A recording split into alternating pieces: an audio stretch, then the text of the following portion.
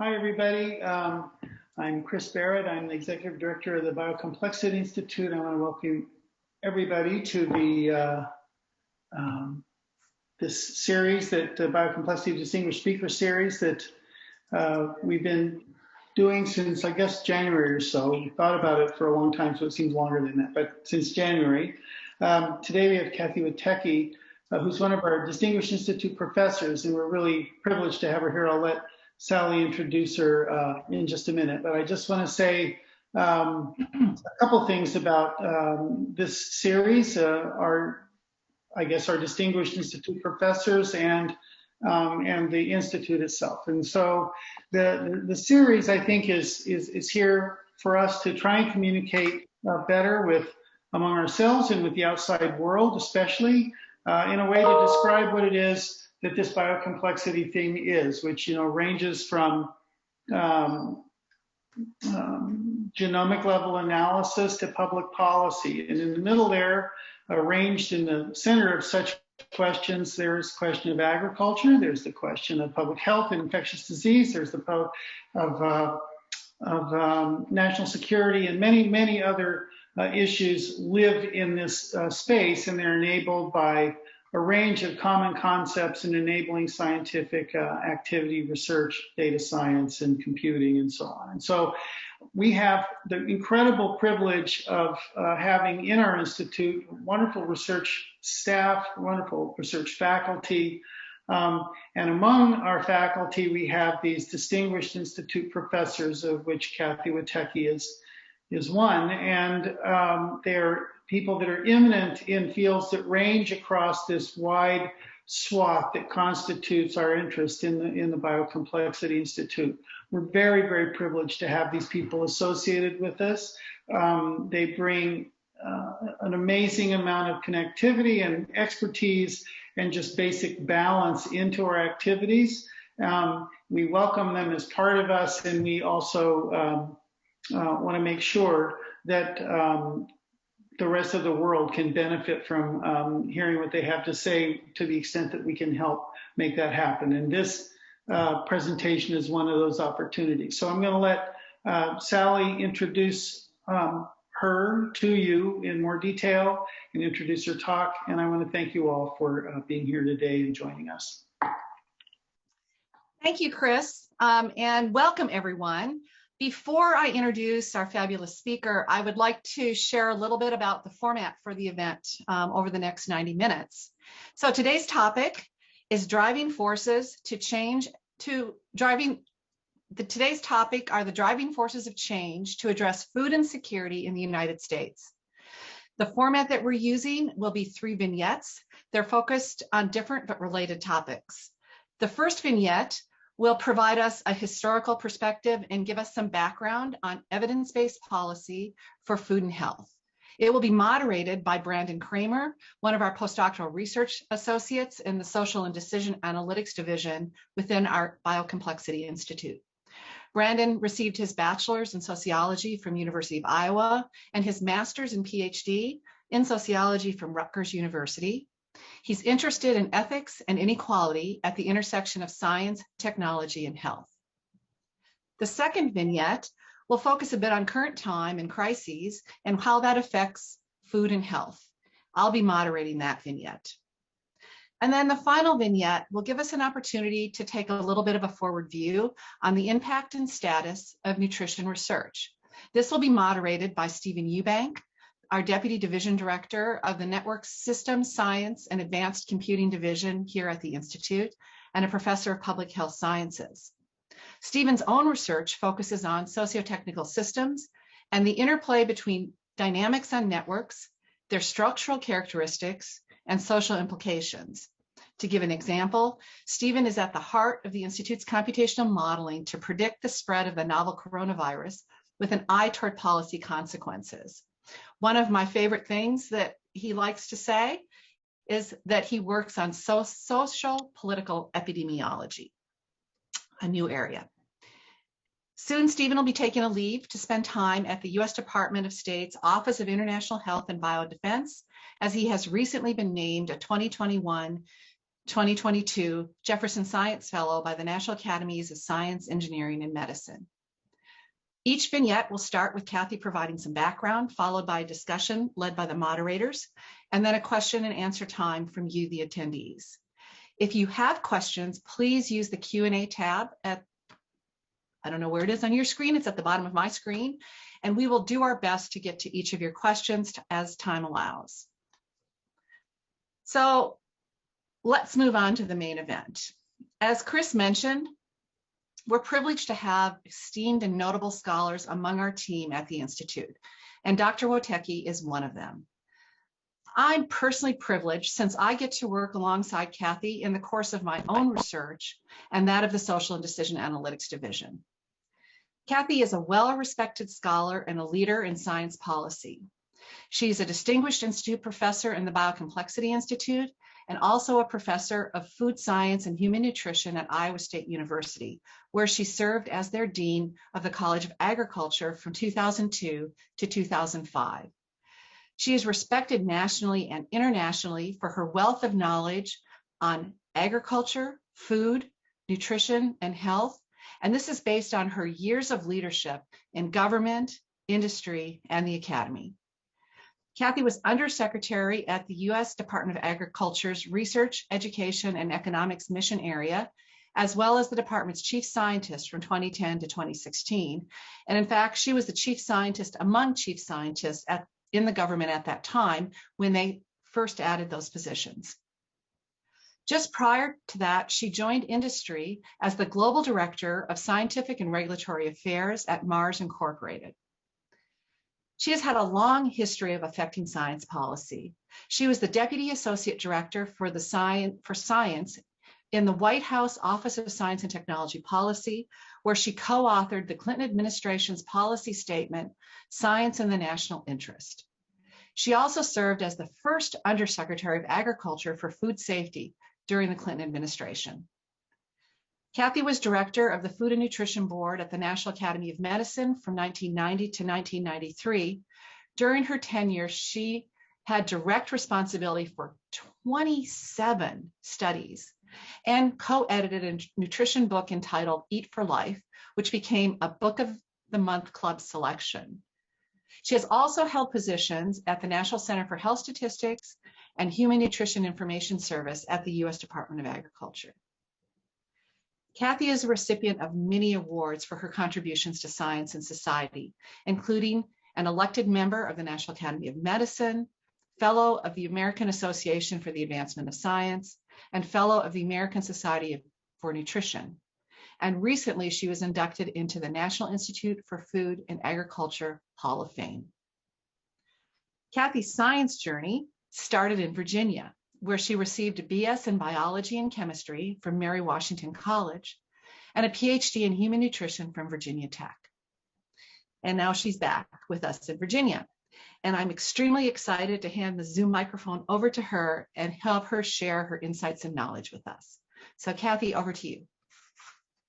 Thank you, Sally, and good morning, everyone. It's a real pleasure for me to be with you today and to be able to share some of the work that I've been doing over the last couple of years. I consider myself first and foremost a scientist, a nutrition scientist, who's been able to move back and forth from research positions in academia and in government into policy positions and then back. And I've done that 2 or 3 times over the course of my career. But the thread that's run through all of it is evidence-based policy as it relates to food and health.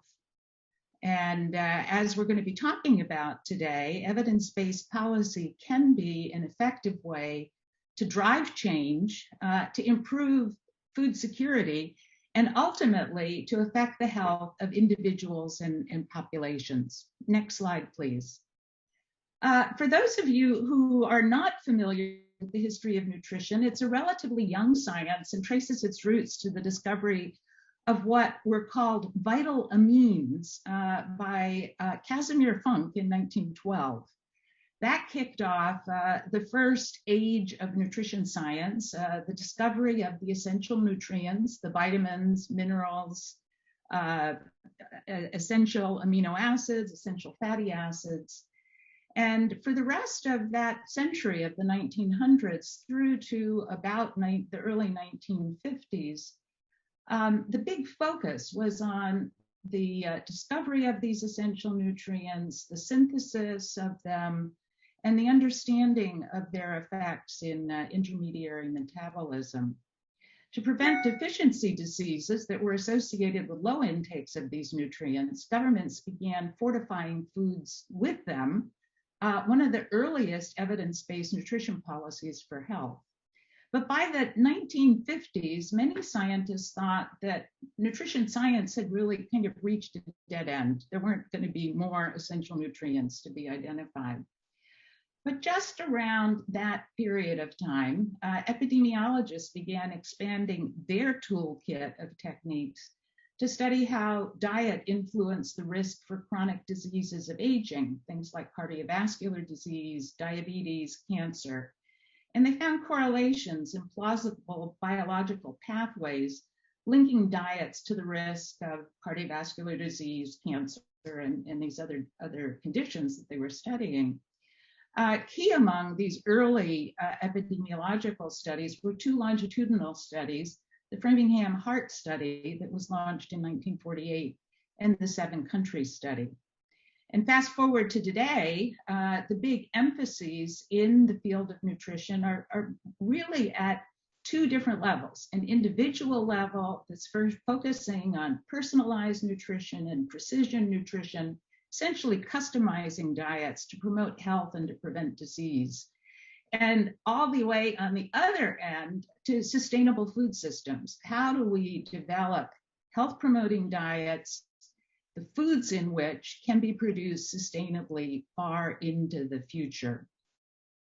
So on the next slide, the evidence that was coming out of this research throughout the 1900s and into this century has formed the basis for different types of policy interventions to improve the population's health based on what we knew about food at that time. And the first of these national policy initiatives were in the early 1900s, 1916, 1917, two pamphlets that the Department of Agriculture published providing information about food for healthy young children and food for adults. The first national food fortification policy was to add iodine to salt in 1924 to prevent goiter. World War II raised questions about military preparedness when so many of the draftees were turned away because they were underweight, malnourished, and that led to the National School Lunch Program and Congress enacting a law in 1946 making that mandatory. Hunger emerged as a major issue in the mid-1960s and led to the development of our Nutrition Safety Net program that we'll be talking about a little bit later in the future vignettes. And more recently, chronic disease prevention, with Congress actually pushing the federal government to adopt dietary goals for the United States to focus on prevention of chronic diseases of aging and the role that food plays in those. And things like nutrition labeling so that people can make more informed food choices to promote their health. Next slide. But throughout this period of time, there's been questions about, for policy purposes, what should be measured. And since we're going to be focusing on food security issues, I'm kind of focused in on that for this question of what should we be measuring. Colloquially, we all talk about hunger, and when we do, it means several different things. You say, I feel hungry, but that really means you have an appetite in most cases. I have a desire to eat food. But we also, when we talk about hunger, we may be talking about people not having enough food to eat, or we may also be talking about overt malnutrition. So from the government purposes of trying to monitor the food status and health status of the population, the term hunger just doesn't work. So to a nutritionist or a physiologist, hunger means that really uncomfortable set of physical sensations that are caused by an insufficient consumption of dietary energy over a prolonged period of time. And we have ways to assess the nutritional status of the population that also is very much tied and related to these concepts of do people have enough food? But what we have evolved in the US and globally is some agreement about this term food security, access by all household members at all times to enough food for an active, healthy life. And it has these concepts of availability of food, access, utilization, the stability of the food supply.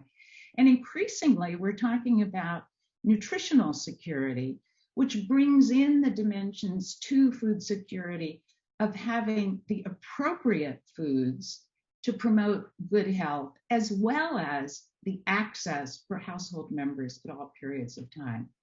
So on the next slide, there's a couple of graphs to give you some sense of the magnitude of food security in the US, or its flip side, food insecurity, not enough food and not enough access to food at all times. On the left-hand side is a time trend for food insecurity among households with children by race and ethnicity. The green line that's kind of nested there in the center represents all households and demonstrates a downward trend from a high of about 10% in 2008 to about 6% before the pandemic hit. So we were doing pretty well in decreasing food insecurity in the US. For Black households that are shown in blue though, and Hispanic households in orange, during this period, they showed a consistently higher degree of food insecurity than in the white households. And the pie chart that's on the right is for the year 2019, showing that in the year before the pandemic hit, about 10.5% of households had experienced food insecurity in the last year, and that about 4% of them had experienced a very low food security.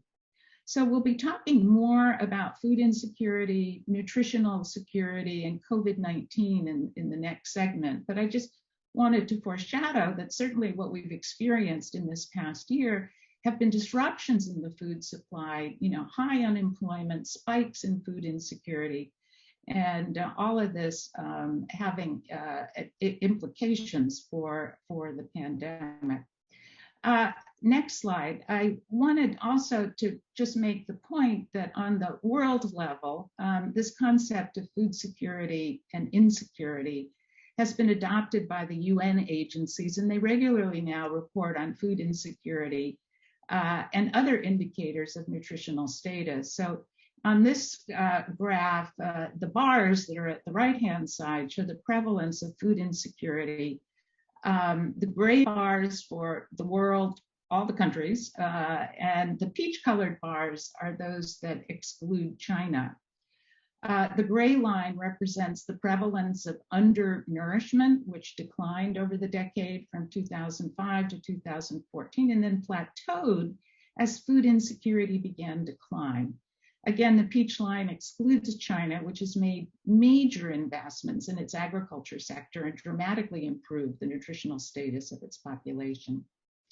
Finally, for this vignette, achieving zero hunger by 2030 is one of those sustainable development goals developed by the United Nations. The US has endorsed the Sustainable Development Goals and the strategy for achieving them. One of those Sustainable Development Goals is zero hunger by the year 2030. And the strategy for the world to achieve zero hunger has three elements in it. To sustainably intensify agricultural production, to reduce crop losses as well as food waste at the household level, and to shift consumption to sustainable diets. And then on the right-hand side is an infographic just recently published by the FAO in a report about how well are we doing towards meeting these food security goal for 2030. And unfortunately, the COVID epidemic has really kind of made things worse instead of better, made it harder to reach that goal. So having access to enough food to maintain an active, healthy life is a problem in the United States for some portion of our population and also globally. So Brandon, over to you. Wow, Kathy, thank you first off just for sharing all of that and getting us caught up, giving us some historical context and what the most pressing issues are that we have today. A number of questions came up to me, and I think we only have time for just a couple. So I'm going to really focus on kind of the realms of science and government here. So I think probably the best place to get started is in the realm of nutrition science. And early on in your presentation, you mentioned the kind of trajectory of nutrition science, how the shift from the discovery of nutrients over to diet as a risk factor for chronic disease. But you also mentioned that there's this kind of split between sustainable food systems on the one hand, how this is a massive global effort to coordinate the distribution of food resources, and then on the other hand, precision nutrition. I was wondering if you could tell us a little bit more about the biggest stakeholders in these two fields and how they're currently addressing the issues of food insecurity. I'm particularly interested in the potential synergies and tensions between these two different paradigms as well. Could you tell us a bit more about that? Yeah, sure. So, when you look at the precision nutrition, the biggest funder of health-related research, including nutrition research, is the National Institutes of Health. And this kind of research is not the kind of thing that the private sector usually invests in. It kind of fits under that domain of, public good research. However, what is really interesting is that there's a lot of interest and energy in the entrepreneurial community around building off of things like 23andMe, where you can identify, your genetic predisposition to a disease, and then developing applications, apps that people can use to help them pick a diet that may help them, reduce their risk of these diseases. So it's kind of interesting to see that entrepreneurialism kind of emerging around that. On the sustainable food systems, there are certainly governments have traditionally invested in agricultural research, and a lot of the farm interests do as well. In the developed world, Europe, Canada, Australia, the United States. So, the Corn Growers Association made a big investment in the corn genome, and they collaborated with governments, not just in the United States, but internationally in developing these projects. So there are some good examples where there have been public-private partnerships and the investment by the private sector in agricultural research that has implications for long-term sustainability. Thanks, Kathy. Yeah, as a sociologist, I'm so interested in the way that these social dynamics play out. It's always so fascinating to see how they kind of intertwine with the scientific phenomena that are going on, especially when they impact so many people. So given your background, I'm interested in the ways that the government and potentially private organizations fit into this. You mentioned some of them already, but I was wondering if you could tell us about the biggest obstacles that governments have, both in the U.S. and abroad, and how they're not only addressing food insecurity, but how that might change in the kind of the shadow of COVID. Is there a collaborative role that private organizations play as well in that? Yeah, well, here in the U.S., definitely there is a role that the private sector plays, and the faith-based organizations. However, you said, what is the biggest obstacle to food security? I think it's twofold. One is having a good employment, so that people are able to earn enough to feed themselves, feed their families, and an adequate diet. And in the absence of the big national policies to assure that kind of employment, is having a safety net. And we do have a number of food assistance programs in the US that are referred to as the social safety net. The big impediments there are the cost. They are costly. So, all of the discussion that's going on now in the US about should we raise taxes is part of the discussion about are we putting too much into this social safety net? And as I said, there is a long history of the private sector partnering with the federal government around these food assistance programs. The best example that I can come up with is actually the beginning of the food stamp program, where there was a coalition of farm states along with the big cities that were pushing for a national program to provide food to people who needed food, that ended up in the food stamp program. And that, long-term coalition has frayed quite a bit up to the current day. It's certainly not as strong as it was back in the 1960s. So Kathy and Brandon, this has been a great discussion. Let me jump in. I would like to take one question from the audience before we move on to the next vignette. So this question actually can impact that safety net you were just talking about. How is climate change potentially going to affect food security issues? And should these issues also be part of our national security and defense planning? You broke up, Sally. I didn't get the question. How am I back? How is climate change potentially going to affect food security issues? And should these issues be part of our national security and defense planning? Well, yes and yes. Climate change is already having dramatic effects on agricultural production and crop yields across the world. We're also seeing its effects here in the United States. So over the long term, there is a huge agenda of work to be done to develop climate resilient agricultural systems.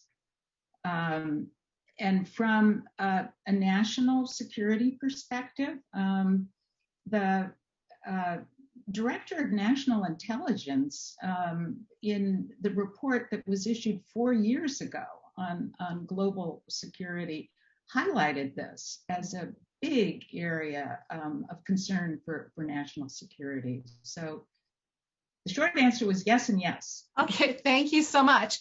And that's a nice segue into the crises that we're seeing today. So let's move to our second vignette.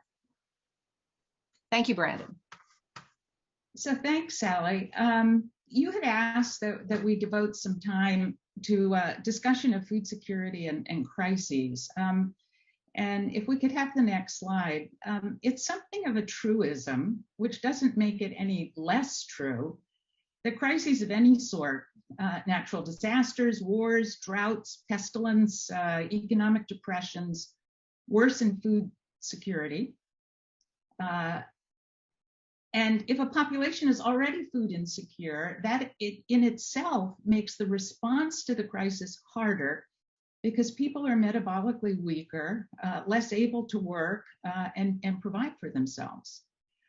So on the next slide, I wanted to highlight, though, that over this past half century, we've been experiencing a crisis of a different sort, a crisis of too much, that has resulted in an epidemic of obesity. And its effects are being felt in many dimensions of life in the US and globally, including our experience with COVID-19. Body weight began to increase for adults in the early 1970s and has been tracked by the National Health and Nutrition Examination Survey which takes measures of height, weight, and other nutritional and health tests and measurements on a representative sample of the population. I was the deputy director of the program for 7 years in the early 1980s. And as you can see in the graph on the left, the prevalence of overweight in the adult population has remained stable over this time, while the prevalence of obesity and severe obesity have increased fairly dramatically. And the result of this epidemic of obesity is that today in the US, the majority of the adult population is not metabolically healthy. As shown on the right from a recent analysis of the NHANES data by Mozaffarian and colleagues at Tufts University, the majority of the adult population are either overweight, hypertensive, or have diabetes, and some have all three conditions, as obesity is a risk factor for hypertension and for diabetes. Next slide, please. The obesity epidemic is contributing to a number of big problems that some in my nutrition community also categorize as domestic crises, where obesity is a major underlying factor.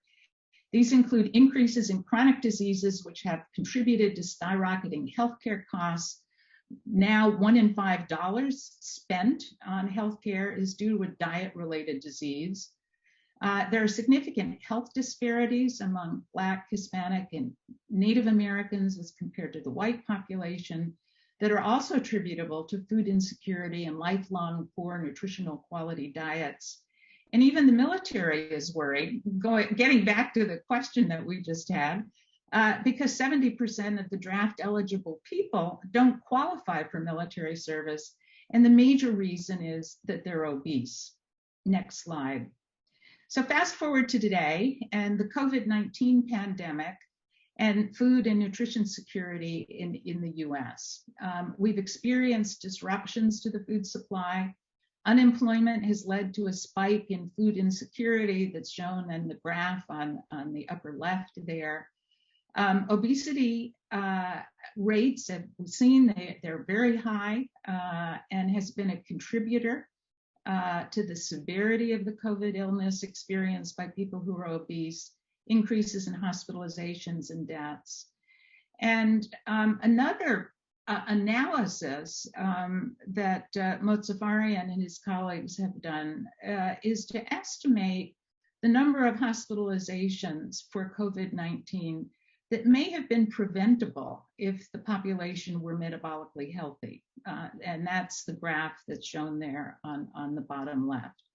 The takeaway is that 63% of US hospitalizations could have been prevented if the population were metabolically healthy, free of obesity, diabetes, hypertension, and heart failure. Next slide, please. We have a long history of trying to do something about obesity, although I think we were slow in getting started.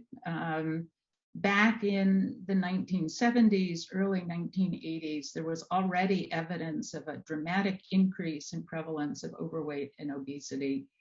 But it really wasn't until about 2010 that a significant number of policy interventions were attempted. I did want to note, though, that the WIC program, the Supplemental Food Program for Women, Infants, and Children that encourages breastfeeding, although it started in 1975 as one of the safety net programs, it's kind of been retreaded because breastfeeding during infancy is one contributor to lower risk of obesity in childhood and later in adulthood. So encouraging breastfeeding is good for a number of different reasons. More recently, some municipalities like Berkeley and Philadelphia have experimented with taxes on sugary drinks. But the takeaway is none of these have had a very significant impact on the national prevalence of obesity, certainly not what had been hoped for. And I think, Sally, that.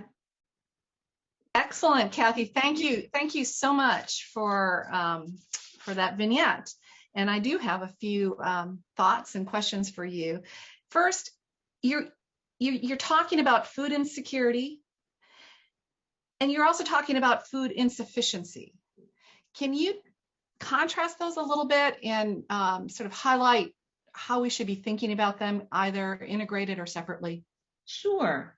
So when you think about food insecurity, not having access to enough food, not having the money to buy food, skipping meals because you don't have food or money to buy food, and losing weight because you don't have enough food. All of those are the kinds of questions that are included on the questionnaire to assess food security and its flip side, food insecurity. So it's really a spectrum that at its most extreme would be famine. And certainly at the global level, that's included in the assessments of food security or food insecurity, the flip side, that FAO and WHO do. Food insecurity, not having enough food, not having the access, not having the money, is associated with a poor diet quality, which I think is the concept that you're trying to get at with food insufficiency. And a poor diet quality would mean that foods don't have the essential nutrients that are needed for good health. They may be very high in fat and sugar and carbohydrates, but very low in vitamins, minerals, and the other essential nutrients.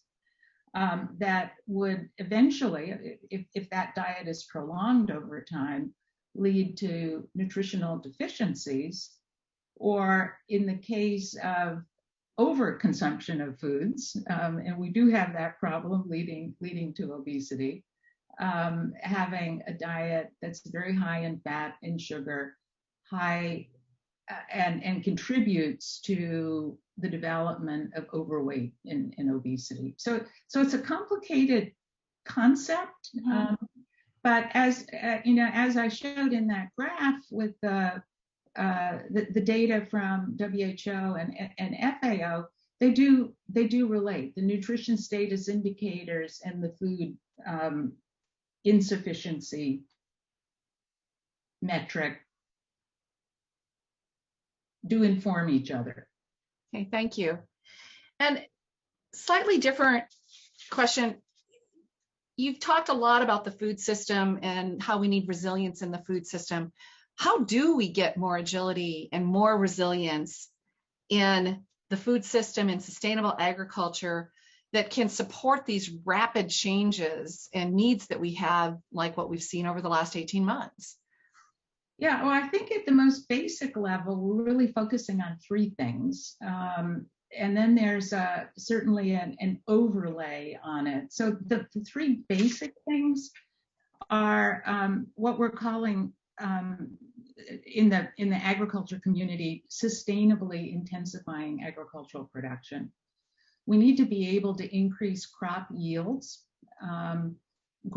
essentially grow more on less land area with less water and other inputs. And the second aspect of it is to reduce the losses that occur.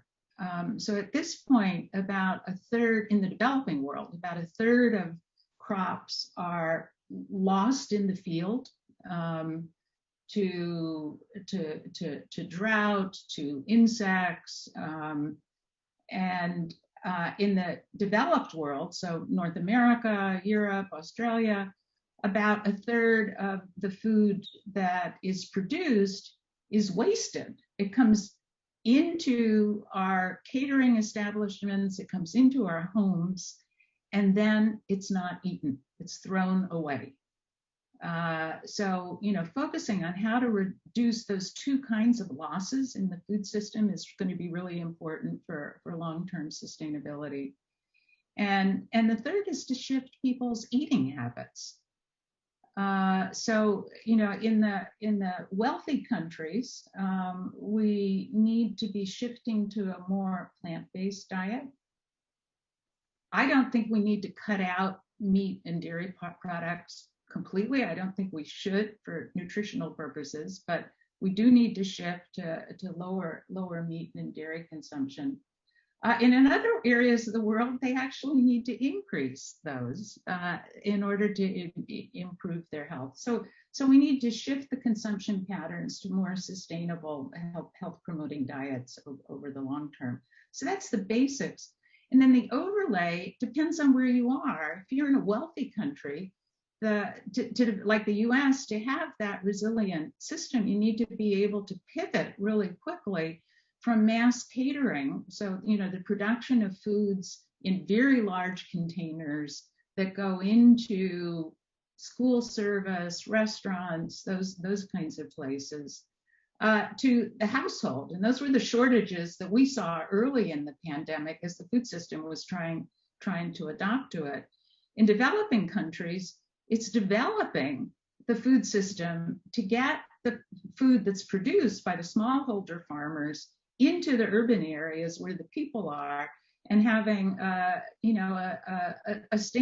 livelihood for the farmers who are producing the food. So it's a different overlay, it's a different dynamic, a different set of problems. So we've had, so that's great. And we've had several questions come in around food and obesity that I'd like to ask you from the audience that I think actually tie into a lot of what you've just said.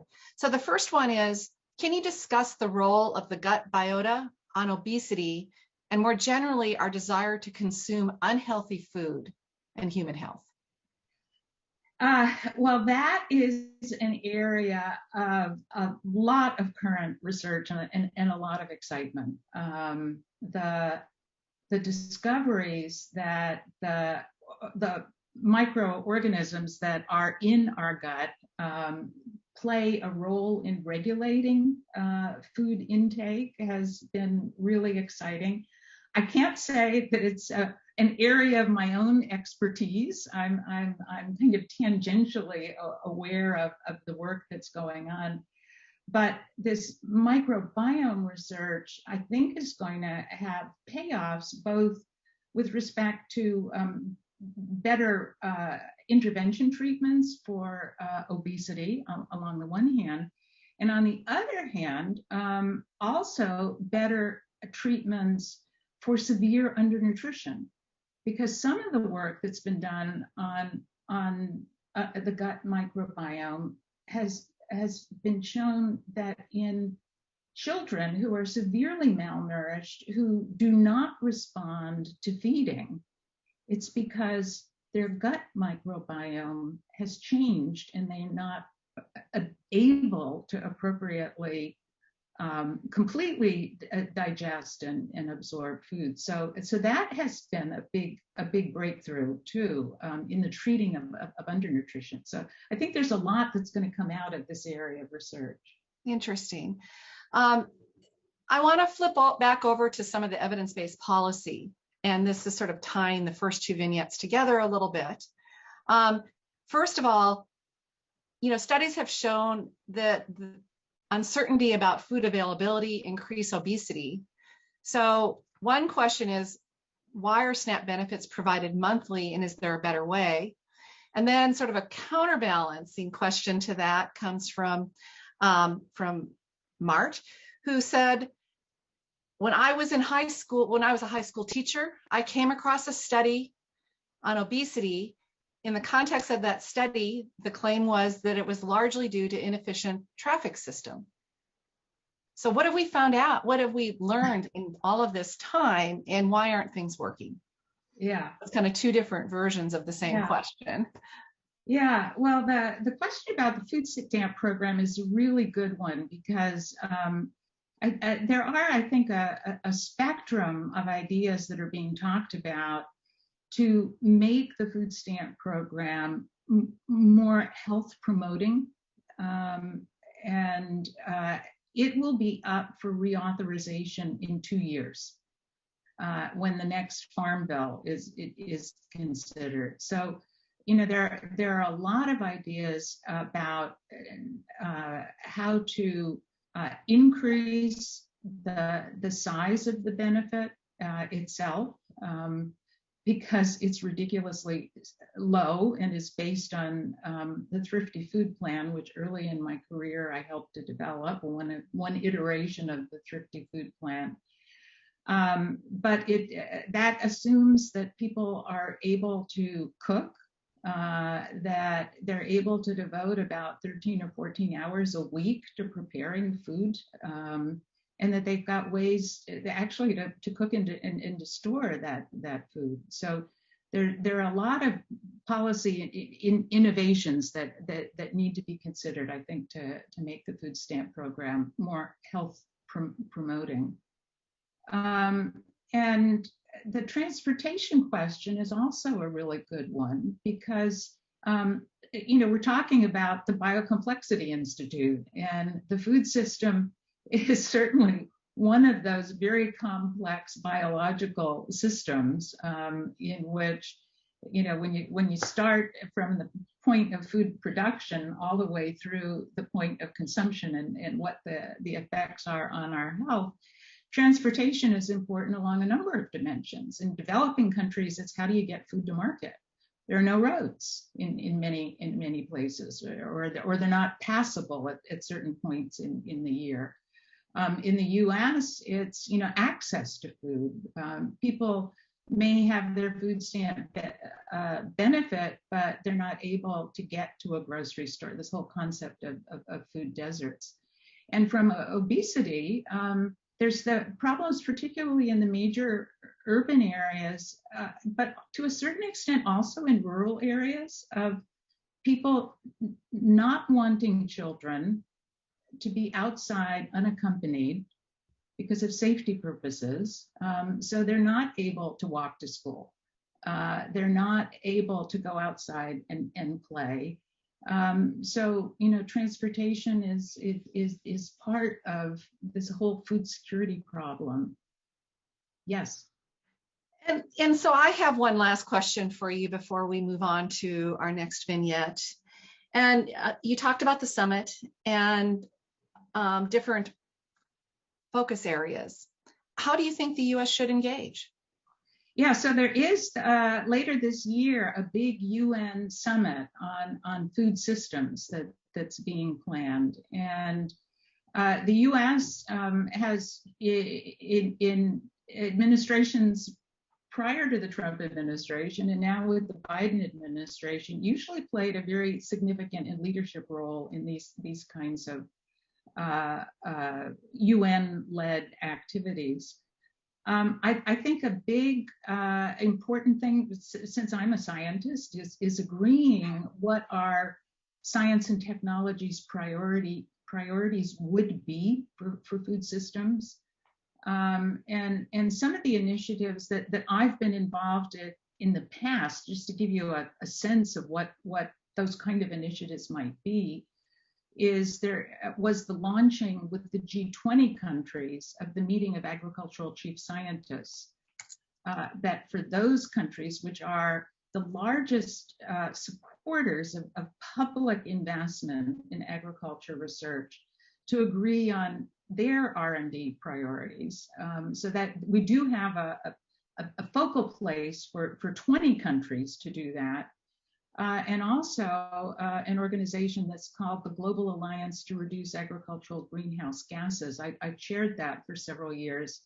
It's 40 some odd countries that have agreed to align their research programs to reduce agricultural greenhouse gases around paddy rice, beef cattle production, as well as other plant-based agricultural systems.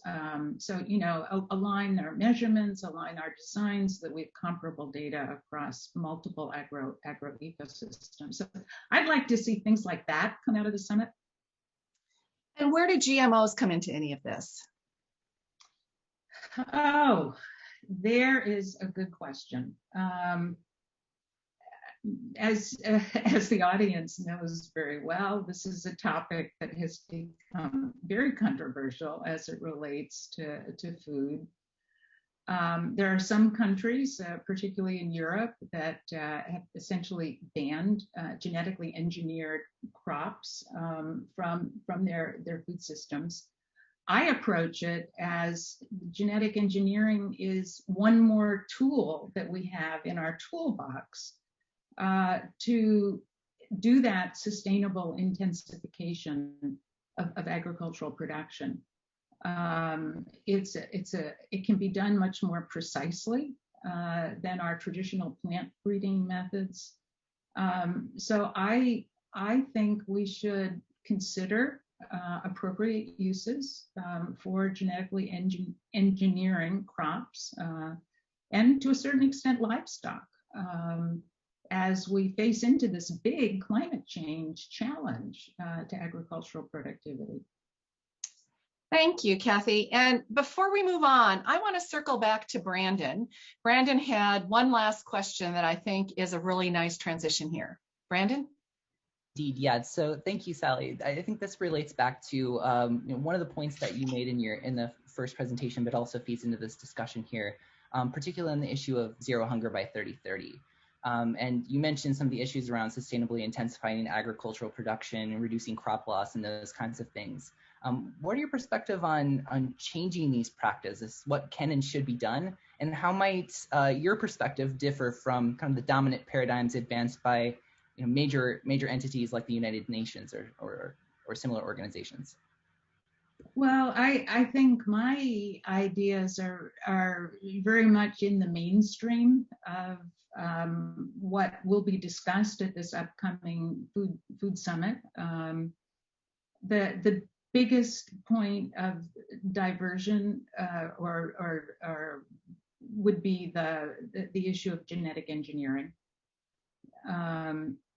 I think there's pretty, I'm very much in favor of countries increasing their investment in agricultural research. It's remained stagnant across most of the world, with the singular exception of China, which has dramatically increased its investments, and it's had a big payoff for their population. So I think that's pretty much a mainstream idea in the food and agriculture areas. It gets a resistance again because of where's the money going to come from question. And the biggest point of controversy is about what's the appropriate role for genetic engineering. And since that's a values-driven decision at this point, I think countries are going to be making their decisions based on what the current prevailing attitude is within their countries, and we're going to see a continued diversity from very organic, non-GMO kind of production systems through to ones that are ones that include genetically engineered crops, and as I said, perhaps livestock at some point. Interesting. Thank you. And Brandon, thank you. And I think we're going to now turn to our final vignette. Kathy, back over to you. Great. Thank you, Sally. I wanted to end by talking about science policy as it relates to human nutrition and food security. And on this next slide, this type of research it falls in this category that's called public good research and development. It's research that the private sector doesn't do and won't fund because there's really very little profit that's associated with it. And if you look back in the history of the United States, it really starts pretty early in our history that the federal government was viewed as a place that was appropriate to do this type of research, both the agriculture research and the nutrition research and the health-related research. During the Civil War, Congress passed the Morrill Act that created a national system of land-grant universities that were initially dedicated to agricultural education and to providing an education to people who could not afford to go to what was then mostly private universities. That was followed by the Hatch Act that established a system of experiment stations at each of the land-grant universities to foster research on agriculture and food. And about that same year, NIH traces its beginnings back to the establishment of the hygienic laboratory at the Marine Hospital. There have been laws since then that have expanded this to the HBCUs as land-grant universities, and also to extend the concept of adult education through the Smith-Lever Act, establishing the cooperative extension system, also linked back to the land-grant universities. During World War II, there was a big change in thinking. After World War II, Vannevar Bush issued a report to the president that argued for the centralizing of research and resulted in the establishment of the National Science Foundation. But another thing happened, and that was that mission-oriented research, the decision was made to embed that within each of the departments to support their mission. So the end result has been that for nutrition research in the United States, it's either sponsored or conducted or coordinated in 10 different departments and agencies across the federal government. And that alphabet soup there is a listing of all of them. Next slide, please. Last July, I published a paper in the American Journal of Clinical Nutrition with several colleagues that recaps that history and the current decentralized approach to food and nutrition research and development. And we had actually started working on this project before the pandemic, but as the role of obesity increased the risk of severe COVID illness and death, when that became apparent, we became more convinced that we needed a better approach than we currently have to these very important areas. We thought that there would be several benefits for more attention to food and nutrition evidence to inform policy, greater investment in this type of research, and coordination of these programs that are across 10 different departments and multiple agencies. So among those opportunities would be, starting at really fundamental discovery. I mean, we've been talking about the microbiome. That's one of those really exciting areas, as well as epigenetics, the role that nutrients play in gene expression. This area of precision nutrition, how to personalize advice based on people's genetic inheritance and risk profiles. Food as medicine is another topic that's getting a lot of energy in the healthcare sector. How can you have a physician write a prescription for food for patients? And again, as we've been talking about, sustainable diets. So on the next slide, I just very briefly summarize, we've got these multiple departments and agencies, flat and declining funding for human nutrition research.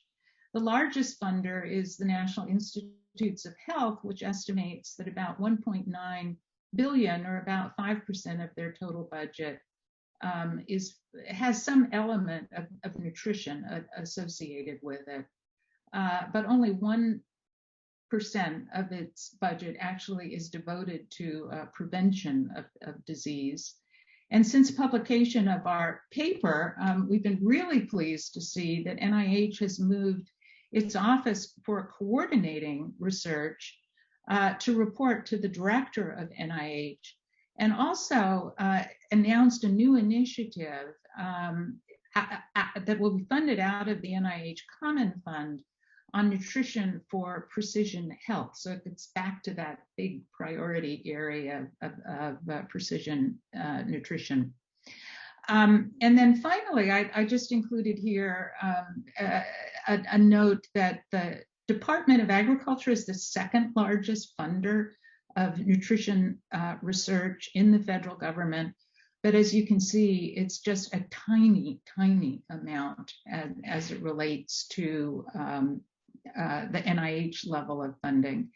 And the USDA efforts are focused more on the food system areas that we've been talking about, sustainable diets, those types of topics, as well as supporting the food assistance programs, the school lunch program, the SNAP program, the WIC program, providing research to respond to issues within those programs.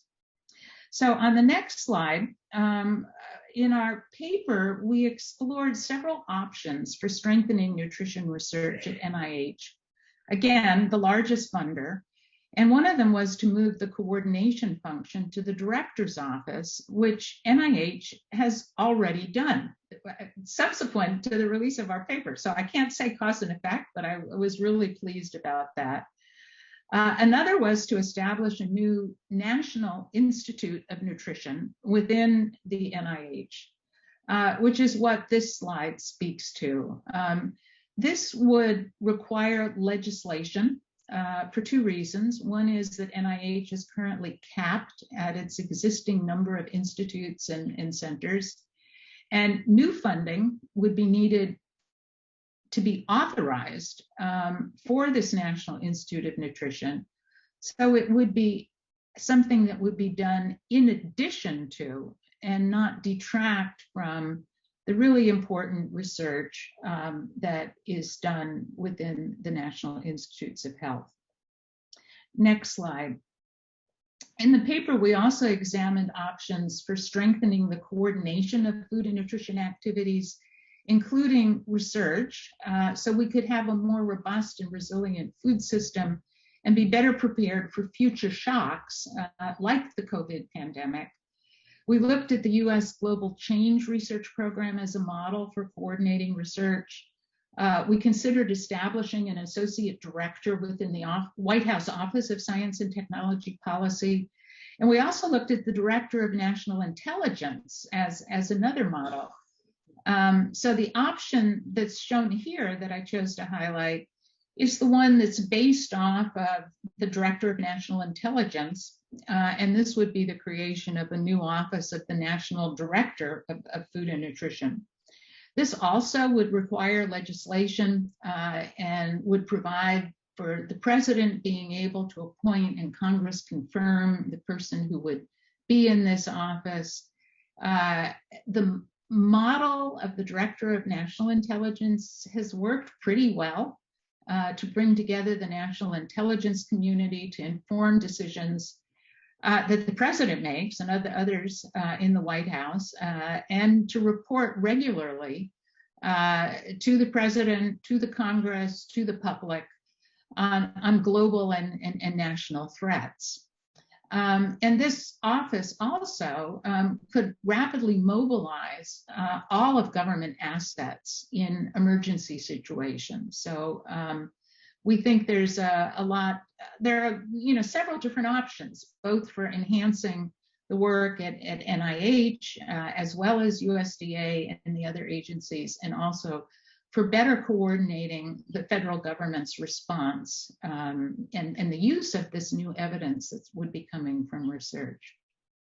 So in conclusion, I think that evidence-based policies have played a major role in virtually eliminating nutritional deficiency diseases in the United States, from iodized salt that prevents goiter to today's food programs that form the social safety net to respond to food insecurity and economic shocks that we might encounter. As the science of nutrition has evolved and our understanding of how what we eat affects our long-term health, we've been slow to respond to the increasing prevalence of obesity, and we're currently paying the price for an adult population that's not metabolically healthy. Current research has a lot of promising pathways to provide policy solutions for our food and nutrition related health problems, but Congress and the executive branch leaders have really not paid enough attention, and the current programs are underfunded and not well coordinated. So I think we need a new approach, and I'm happy to talk about policy options that my colleagues and I came up with and published this past summer. Kathy, thank you. And Stephen, you're up. Hi. So especially from your unique perspective in both the policy and the research worlds. I wonder if you could expand a little more on the challenges in setting up a National Institute for Nutrition. Who do you think that the champions of such an institute would be? Yeah, well, clearly there are champions within the nutrition science community. It feels neglected and has for many years. And there are some former members of Congress who were co-authors of the paper along with us. Senator Tom Harkin from Iowa, and former Congressman and Secretary of Agriculture Dan Glickman. So they still carry some weight politically, so they have signed on. A big challenge, Stephen, is when you open up legislation. And there are things that can be inserted, that can be harmful, mischievous, might be a way of talking about it. So there's always a feeling on the part of the federal agencies they don't want their underlying legislation opened up again because they don't know what Congress is going to add into it.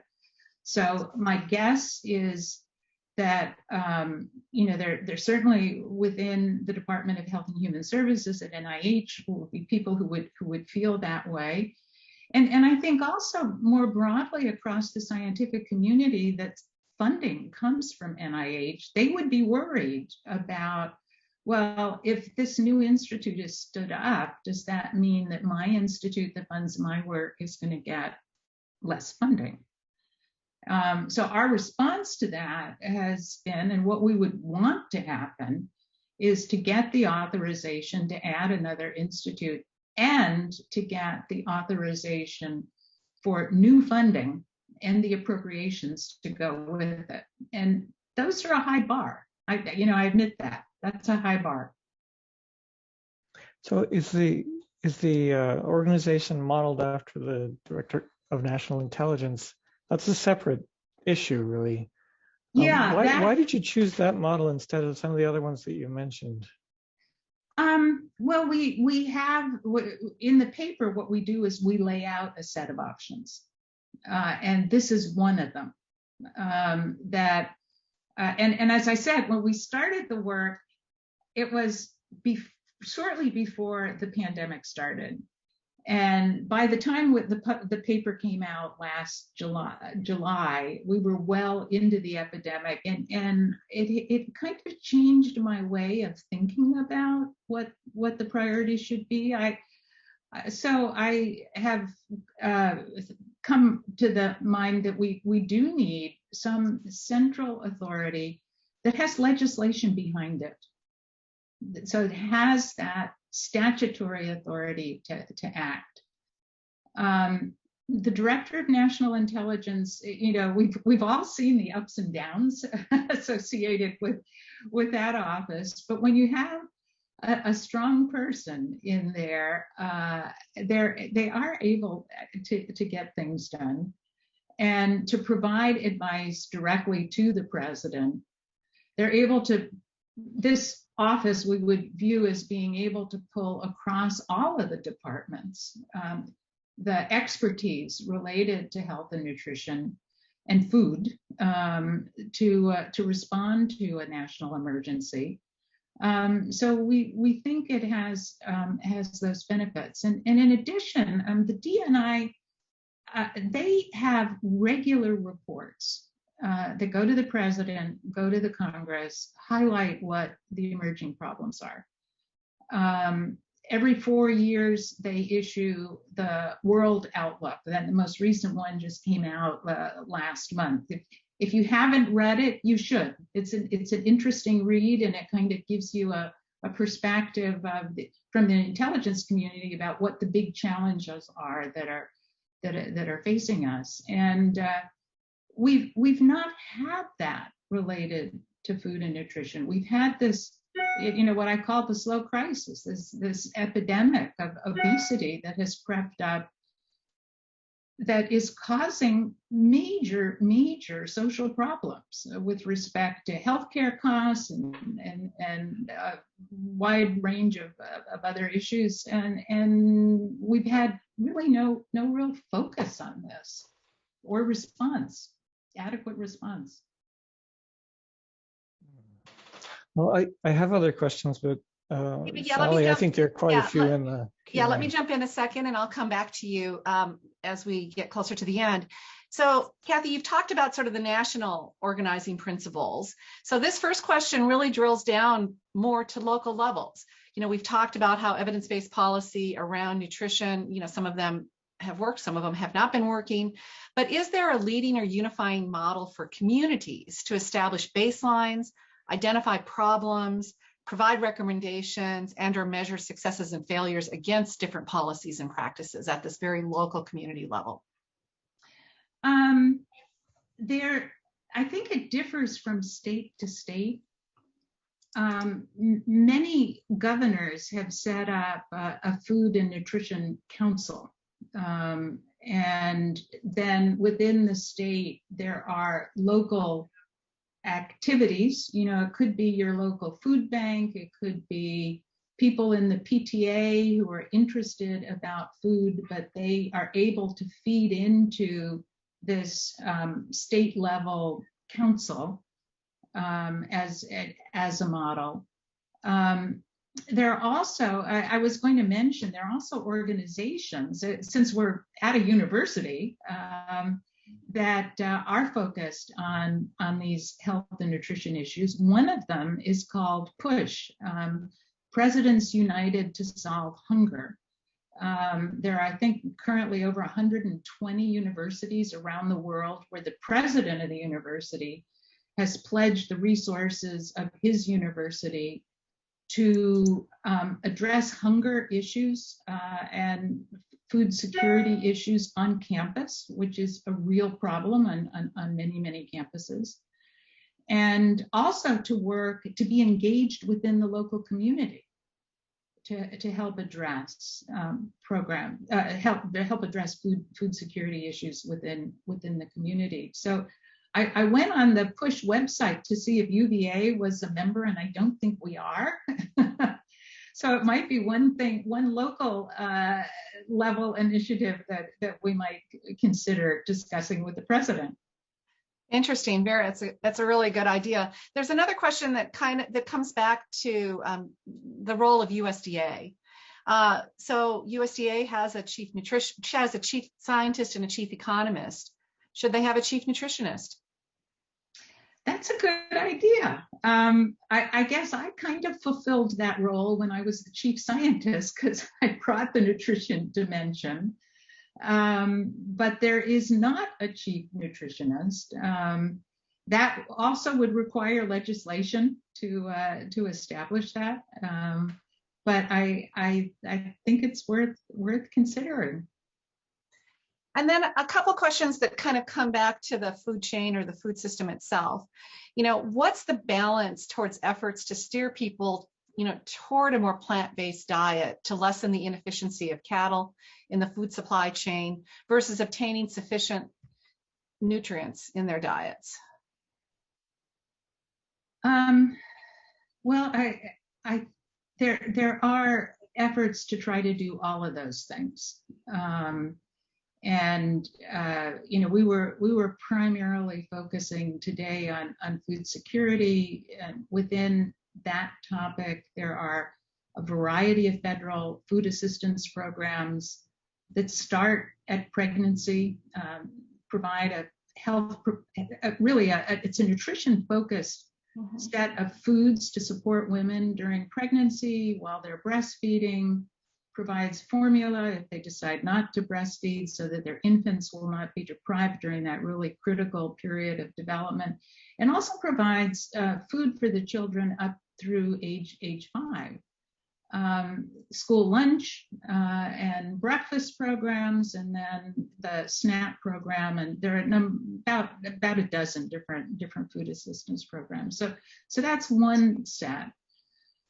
We have educational programs that relate to nutrition, the My Plate, that's based on the dietary guidelines for Americans, that does advocate that people eat more fruits and vegetables.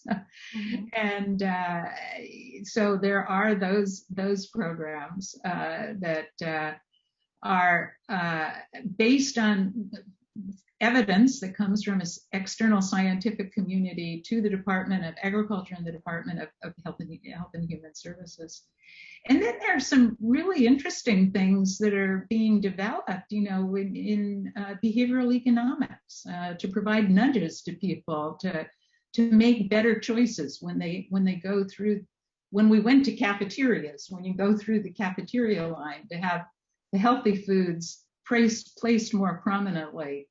Not the desserts at the beginning of the line that you would pick when you were more hungry as you were going through, to use that term.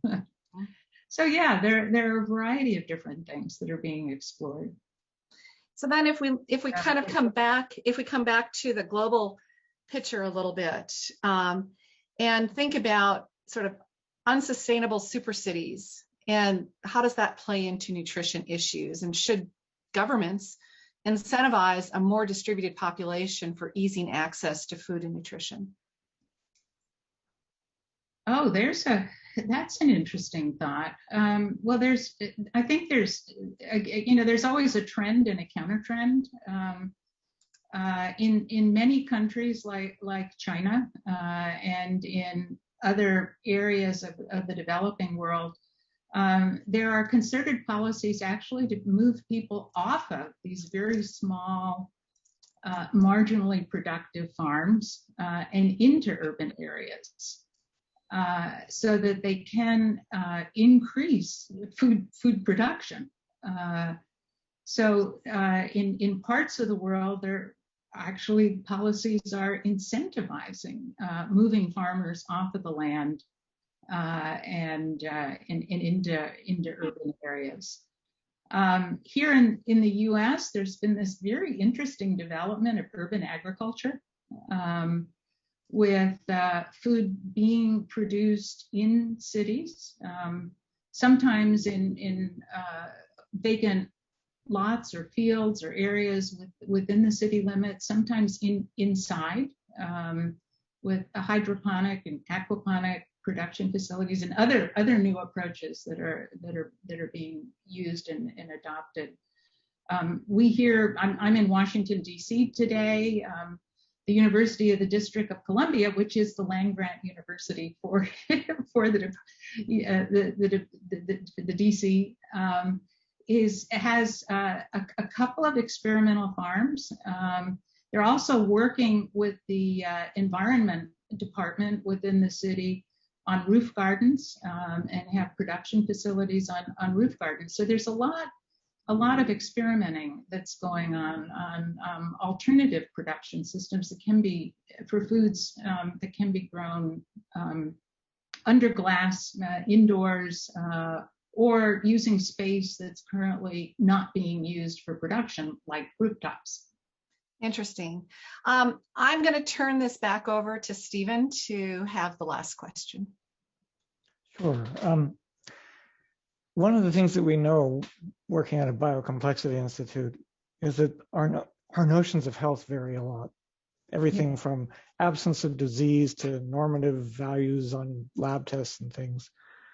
How do you think these notions of health affect the way we prioritize research into nutrition issues? Well,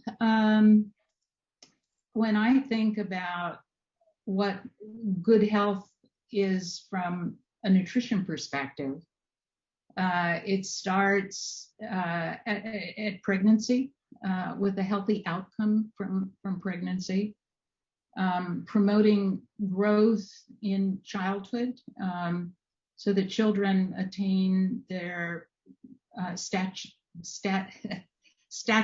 their genetic potential for height, without deficiency diseases and without overnutrition leading to obesity, a healthy weight during adulthood, and to prolong the onset of chronic diseases of aging and as long as possible during the adult years. So there's a lot of dimensions to that, Stephen, and it's one of the reasons why nutrition itself is such a complex field, and why it has also been so deeply embedded in so many different program areas across the federal government. Well, Thank Kathy, thank you. Stephen, Brandon, thank you. This has been a fabulous session. And I do want to give a call out and thanks to Lana Doyle and Grace Dussault for the incredible amount of prep work they did to make this come together, and the help that they gave to all of us in preparing. So thank you all. And Kathy, everyone, thank you. Have a nice day. Thanks. Bye-bye, everyone.